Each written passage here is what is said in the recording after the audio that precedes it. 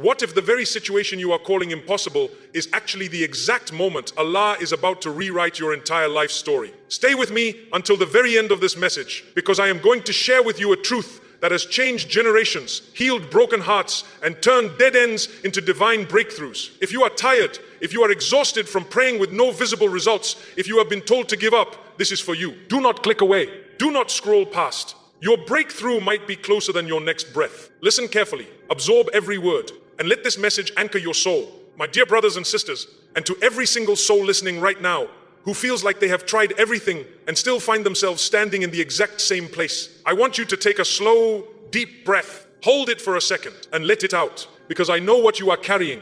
I know the weight in your chest. Maybe it is a dream that keeps slipping away. Maybe it is a closed door that refuses to open no matter how hard you knock. Maybe it is a health diagnosis that left you speechless, a relationship that shattered beyond repair, a financial burden that grows heavier each month, or a quiet loneliness that no one around you seems to notice. You are trying, you are working, you are praying, you are crying, you are waking up every morning and telling yourself to keep going, and yet the mountain has not moved. And in that space between your effort and your exhaustion, a whisper creeps into your mind. Maybe it is impossible. Maybe it is too late. Maybe you are not meant to have this. But today, I want to remind you of a reality that has been echoed through the hearts of believers for over 14 centuries. When you truly trust Allah, nothing remains impossible. This is not a motivational poster. This is not a temporary feel-good phrase designed to trend online. This is a divine truth, rooted in the Quran, lived by the prophets, peace be upon them, and witnessed by ordinary people who refuse to let despair write their final chapter. And it all begins with one word that we use often but rarely understand in its full depth: trust. So let us talk about it. Let us unpack it. Let us bring it down from the clouds and place it exactly where it belongs. In your daily life, in your struggles, in your very next step. Many of us confuse trust with passivity. We think that trusting Allah means sitting back, closing our eyes, and waiting for everything to magically fix itself. But that is not trust. That is negligence. And Allah never commanded negligence. He commanded effort paired with surrender. He commanded you to move your feet and then leave the outcome to Him. The Prophet Muhammad, peace be upon him, was once asked by a companion whether he should tie his camel and trust in Allah, or leave it untied and trust in Allah. The Prophet Muhammad, peace be upon him, replied clearly and wisely, tie your camel and then trust in Allah. Do you see the beautiful balance? Tie the camel, take the steps, do the work, apply for the job, study for the exam, seek the treatment, mend the relationship, budget your finances, cry if you need to, plan if you must, and then, after you have done everything within your capacity, you leave the outcome to the one who controls the heavens and the earth. That is trust. Not the absence of action, but the presence of faith after action. Allah says in the Quran, whoever puts their trust in Allah, then He will be sufficient for them. Notice the word sufficient. Not just helpful, not occasionally supportive. Sufficient, enough, complete. When you truly trust Him, He becomes your provider, your protector, your guide, your comforter, your opener of doors. He does not just assist you, He steps into your story. He rearranges what you cannot rearrange. He opens what you cannot open. He heals what you cannot heal. But here is the hard truth. Trust is not a feeling. It is a decision. It is a choice you make when the evidence around you says give up, but your heart says keep going. It is waking up after another rejection and still saying in the name of Allah. It is receiving another setback and still whispering Allah is sufficient for us and He is the best disposer of affairs. It is looking at a situation that makes no logical sense and still believing that the one who created logic is writing something beyond it. True trust does not remove the struggle. It transforms how you walk through it. It changes the weight you carry. It turns panic into peace. It turns desperation into dignity. It turns waiting into worship. Let us talk about that word for a moment. Impossible. Where does it come from?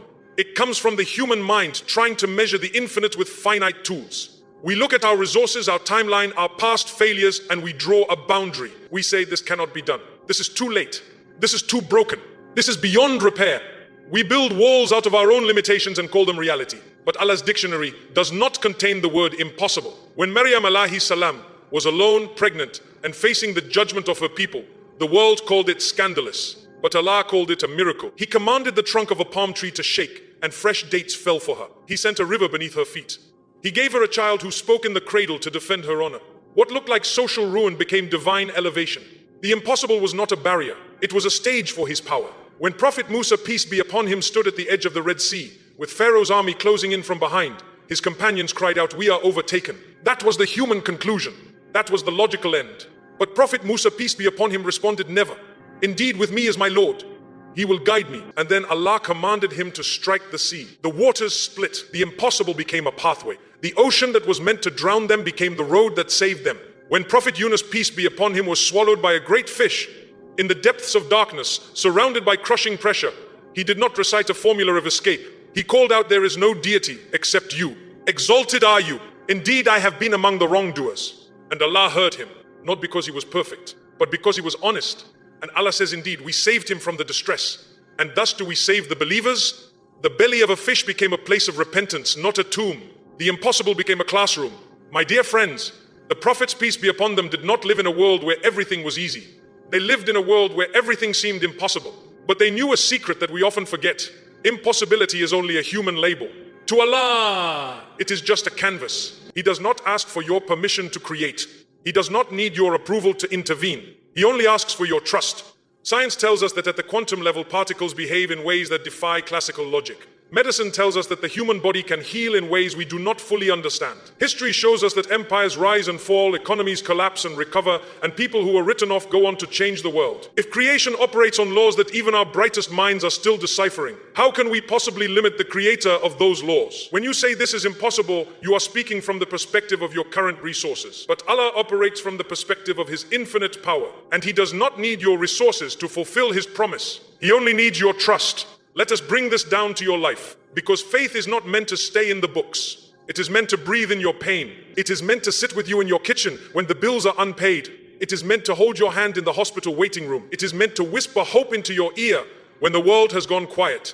Maybe you are waiting for a child. You have prayed, you have tried, you have endured treatments. You have watched others celebrate while you hide your tears. And the years keep passing, and the silence feels heavy. I see you. And I want you to know Allah's delay is not denial. He is not ignoring your supplication. He is preparing something that aligns with a wisdom you may not see yet. Sometimes the waiting is where the strengthening happens. Sometimes the delay is where the destiny is being shaped. Allah does not rush what is meant to be eternal. He takes his time with what will last forever. Maybe you are drowning in debt. You work hard, but the numbers never balance. You feel trapped, ashamed, exhausted. You wonder if you will ever breathe freely again. My brother, my sister, Allah is the provider. He does not guarantee ease, but he guarantees provision. Not necessarily how you expect it, not necessarily when you want it, but in a way that will leave no doubt that it came from him. Keep working, keep budgeting, keep asking, and keep trusting. The door is being carved, even when you cannot see it. Sometimes provision comes as a sudden opportunity. Sometimes it comes as a new skill. Sometimes it comes as a person you never expected to meet. But it comes because he promised it. Maybe your health has broken down. The diagnosis was cold. The prognosis was uncertain. You have cried in hospital rooms. You have asked, why me? You have wondered if this is the end of your story. But look at Prophet Ayub, peace be upon him. His body was ravaged. His wealth was gone. His family was distant. He was left in pain for years. And what did he say indeed? Adversity has touched me, and you are the most merciful of the merciful. And Allah responded, strike the ground with your foot. This is a cool bath and a drink. Healing came. Restoration came. But it came after trust was proven in the fire.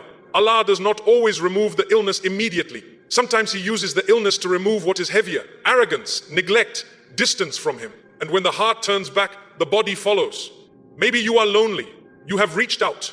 You have been rejected. You have watched relationships fade, friendships fracture, family distance themselves. You wonder if you will ever feel seen, valued, loved. Listen to me, Allah's love for you is not conditional on your popularity. It is not measured by your social calendar. He is the loving, and he places people in your life according to a timeline that protects your heart, not just your loneliness. Sometimes solitude is where he speaks loudest. Sometimes being alone is where he rebuilds you so you do not collapse under the wrong company. The right people are coming, not the ones who will use you, the ones who will honor you, but you must become ready for them first. I am not saying these things to romanticize pain. Pain is real. Exhaustion is real. Grief is real. Even the Prophet Muhammad, peace be upon him, wept. He lost his wife, his children, his uncles, his companions. He was stoned in Taif. He was betrayed. He was hungry for days. He said, no fatigue, no disease, no sorrow, no sadness, no harm, no distress afflicts a Muslim, even to the extent of a thorn pricking him, except that Allah expiates some of his sins because of it. Your pain is not meaningless. Your tears are not wasted. Your effort is recorded. And your trust, even when it shakes, is seen by the one who never sleeps. But here is the crucial shift. Divine timing is not the same as human timing. We want results now. Allah wants readiness first. We want the harvest today. Allah wants the roots deep. We want the door open immediately. Allah wants you to learn how to knock with faith, not desperation. Be and it is. When Allah wills something, it happens. Not when it is convenient for us. Not when we have exhausted every other option, but when it aligns with His wisdom. And sometimes His wisdom includes the struggle. Because the struggle is where faith is forged, where character is built, where reliance becomes real, where prayer becomes conversation, where you stop asking for what you want and start asking for what you need. So how do you move from knowing this to living it? How do you make trust not just a concept, but a daily practice? Let me share with you a few steps that are simple, but not easy. And they work because they are rooted in revelation, not self-help trends. First, anchor your day in prayer. Not just the obligatory prayers, but the presence in them. When you stand before Allah, leave your worries at the door. Pour your heart out. Cry if you need to. Whisper your fears. Ask for guidance. Prayer is not a ritual. It is a reset.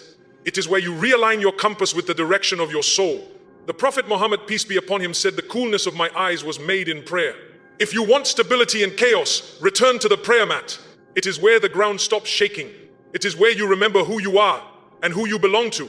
Second, read the Quran, even if it is 5 verses a day. Do not read it like a textbook. Read it like a letter, because it is. Allah did not send it to gather dust on shelves. He sent it to speak to your heart. When you are anxious, read the chapter of the morning brightness. When you are overwhelmed, read the chapter of relief. When you feel abandoned, read the story of Joseph. When you need strength, read the verses about patience and trust. Let the words wash over you. Let them reprogram your mind. The Quran does not just inform, it transforms.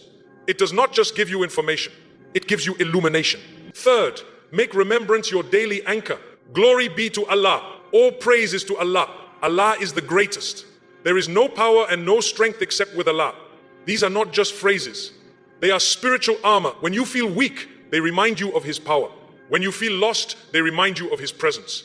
The Prophet Muhammad, peace be upon him, said, "Shall I not tell you of something better than what I have advised you? To say there is no deity except Allah, glory be to Allah. All praise is to Allah. Allah is the greatest, and there is no power and no strength except with Allah." Remembrance does not change your circumstances instantly. It changes how you carry them. It turns heavy burdens into light steps. Fourth, cut the noise that feeds despair. You cannot build trust in Allah while constantly consuming content that breeds hopelessness. Limit the endless scrolling. Step away from circles that normalize cynicism. Distance yourself from people who treat faith as a joke and despair as wisdom. Surround yourself with those who remind you of Allah's mercy, not just His warnings. Who celebrate small victories. Who pray with you, not just talk about you. Your environment shapes your outlook. Choose it wisely. You cannot drink poison and expect to feel healthy. You cannot feed your mind with fear and expect your heart to feel peace. Fifth, take the next step, however small. Trust without action is illusion. Action without trust is anxiety. Combine them. Update your resume. Make that call. Book that appointment. Save that extra $1. Apologize first. Forgive faster. Try again tomorrow. And then say, "Oh Allah, I have done what I can. The rest is yours." This is how faith becomes lived reality. This is how you stop waiting for miracles and start walking with them. This is how you stop asking for signs and start becoming one. Trust is a muscle. It weakens when unused. It strengthens when exercised. Every time you choose prayer over panic, every time you choose gratitude over complaint, you choose to focus on the good things in your life, to appreciate the people and things that bring you joy, and to find peace in the midst of chaos. Every time you choose to knock on the door, instead of sitting in the dark, you are building it. And one day, you will look back and realize the mountain did not move because you pushed it. It moved because you trusted the one who commands it. We often look at the prophets, peace be upon them, and think they lived in a different reality. But they did not. They lived in the same world we do.